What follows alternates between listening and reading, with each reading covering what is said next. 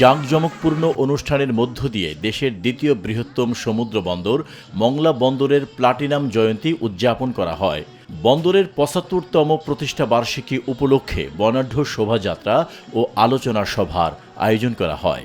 সোমবার ৭৫তম প্রতিষ্ঠা বার্ষিকী ও তারুণ্যের উৎসব পালন উপলক্ষে দিবাগত রাত ১২টা ১ মিনিটে বন্দরে অবস্থানরত দেশি বিদেশি সব জাহাজে ১ মিনিট বিরতিহীন হুইলস বাজানো হয়।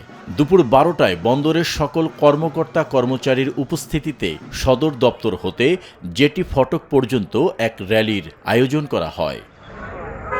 মংলা বন্দর কর্তৃপক্ষের chairman rear admiral Shahin Rahman বেলুন ও কবুতর উড়িয়ে অনুষ্ঠানের উদ্বোধন করেন। পরে বন্দরের জেটির অভ্যন্তরে ৭৫তম বন্দর প্লাটিনাম জয়ন্তী দিবস উদযাপন করা হয়।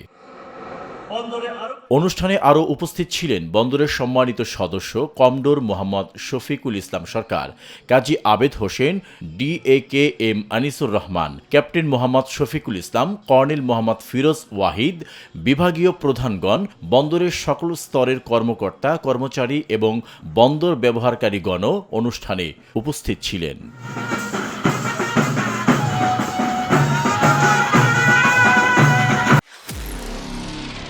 নিরপেক্ষ, সত্য প্রকাশে আপোষহীন।